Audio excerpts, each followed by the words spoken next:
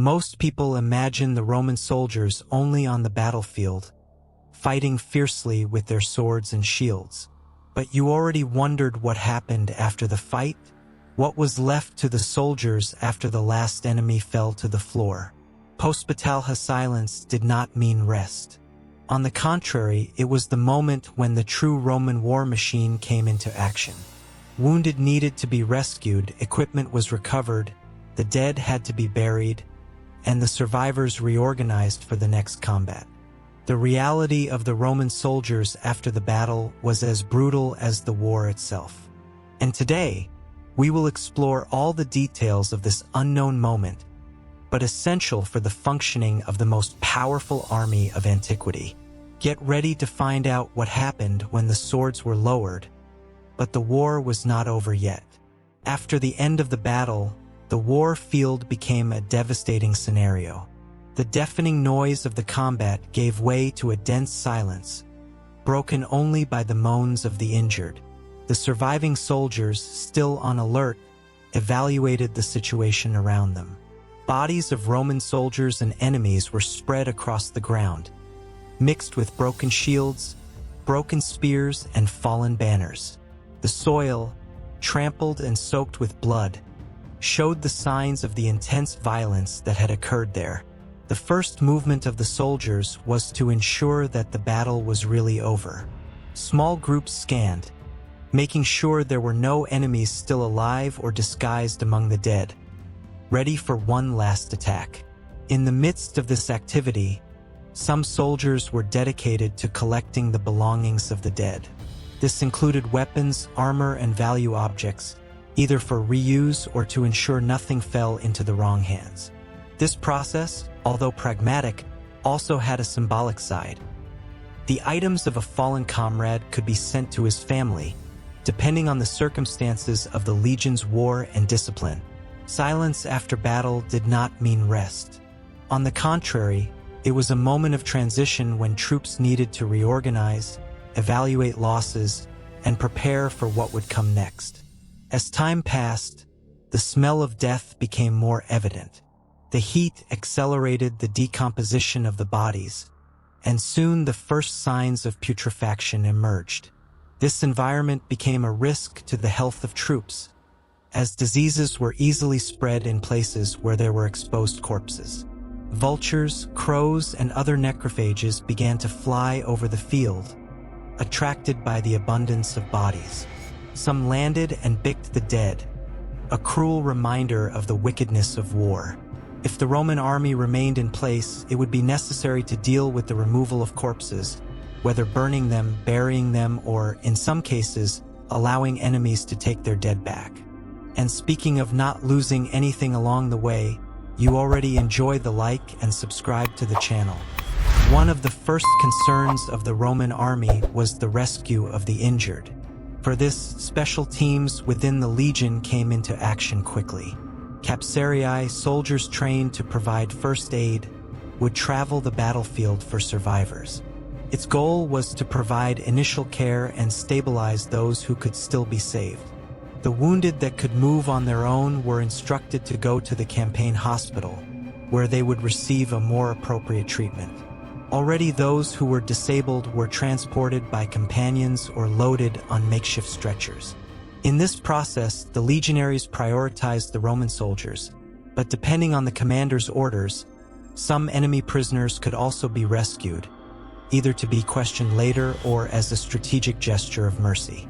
In Valetudinaria, temporary hospitals mounted near the camp, military doctors, known as medici, tried to save as many lives as possible.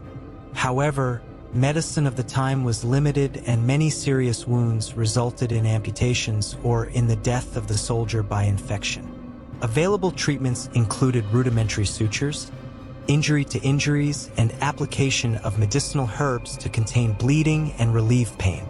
Without knowledge about germs and asepsis, the risk of fatal infections was high. Even those who survived treatment could face a long period of recovery. Some would never return to combat, while others with less debilitating injuries could return to active after weeks or months of rest. with the injured being treated and the battlefield under control. The time to account for the losses came. This process was essential for the organization of the legion and to ensure that the army continued to operate efficiently. Each centuria and cohort was responsible for registering their dead and injured, a task that fell on military officers and scribes. The centurions, direct leaders of the units, traveled their ranks, calling the names of the soldiers and noting those who did not respond. The dead legionaries were identified whenever possible, and their belongings were separated. If there were time and conditions, the bodies could be prepared for cremation or burial, according to the Roman traditions and the command of the general. In addition to human casualties, it was also necessary to count the material losses. Broken weapons, unusable shields, damaged armor, and other equipment needed to be documented for later replacement. The Roman army was extremely disciplined in this respect, because ensuring that each soldier was properly equipped was essential to maintaining the effectiveness of the legion.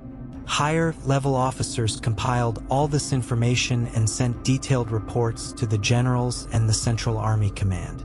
These documents reported the impact of the battle and helped the leaders plan the next steps. In addition to the recovery of military reuse equipment, many soldiers also dedicated themselves to a more personal activity, the collection of war trophy. This practice was an ancient tradition among the Romans and served as both proof of bravery and as a way of displaying the prestige gained in combat. The most common trophies included weapons, banners, and enemy armor. A gladium or a shield taken from a renowned warrior could be a valuable memory, as well as a decorated helmet from an enemy officer. These items, in addition to demonstrating the skill of the soldier in combat, were often taken to temples in Rome as offerings to the gods or displayed in the villages of patricians and high-ranking officers. The withdrawal, on the other hand, was a more delicate theme. Officially, the entire warlord belonged to the commander-general, who decided how the spoils would be distributed. In many campaigns, the spoils captured were gathered and divided among the soldiers according to the hierarchy, ensuring that even the common legionaries received part of the wealth conquered. This practice helped maintain high morals and encouraged the army to fight even more determination. Moreover, after the battle, another concern of the Roman army was the fate of the dead.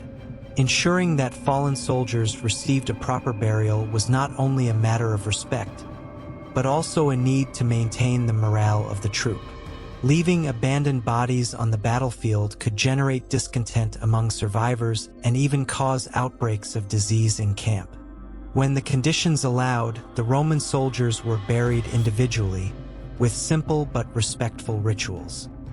His companions collected their belongings and, if possible, sent them to their families. In some campaigns, when the legion was far from Rome, the dead soldiers were cremated and their ashes kept to be taken back to the city. In large-scale battles, where hundreds or even thousands of soldiers fell, the only viable option was to create ordinary ditches. The troops dug large holes to deposit the bodies, covering them quickly to prevent the spread of disease and prevent necrophages from feeding from the dead. This practice was common among both the Romans and their enemies, since the individual removal of each body was impractical. High-patent officers, such as centurions and tribunes, had a different treatment. Whenever possible, they received more elaborate funerals, with ceremonies that highlighted their achievements and bravery. In some cases, monuments or tombstones were erected in their honor, especially if they were of great importance within the legion. The bodies of enemies could have varied destinations. Depending on the situation, the Roman army could allow survivors to rescue their dead to perform their own funeral rituals. However, when the war was particularly brutal, the opponent's corpses were simply left to rot on the battlefield or burned in large bonfires to avoid plague outbreaks.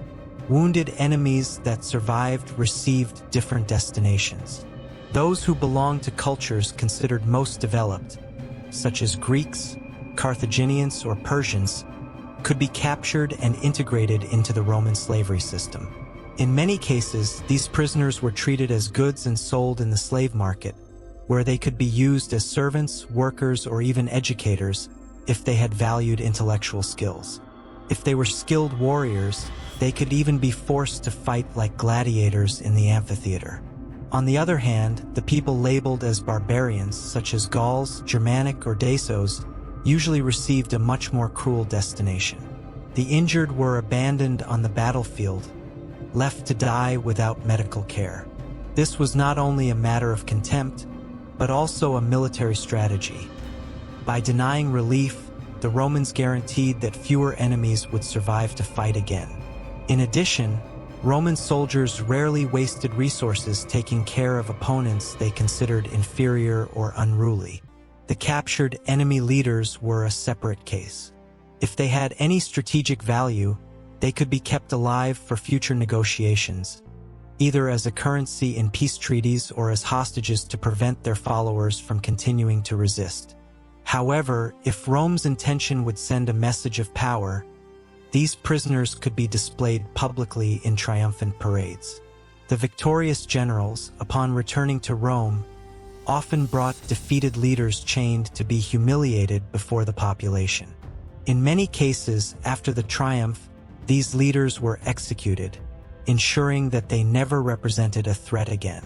At the end of this work, the field that had previously been a stage of brutality became a territory controlled by the Romans. The legion's ability to not only overcome battles but also dealing with its methodically consequences was one of the factors that guaranteed his military supremacy. For the Roman soldiers, the war did not end when the enemies fell. The real test came later, ensuring that the army continued to function as a relentless machine. Nothing was left at random, and it was this brutal organization that made Rome so powerful. And now I want to know your opinion. If you were a Roman soldier, what would you do after the battle? Leave your comment and share your view of what it meant surviving in the greatest army of antiquity. And if you liked this video and want to see more about the grandeur of Rome and its warriors, be sure to leave your like and subscribe to the channel. If you want to keep exploring the backstage of the largest army of antiquity, click on the screen. Know how the Roman camps were made. We see each other in the next video.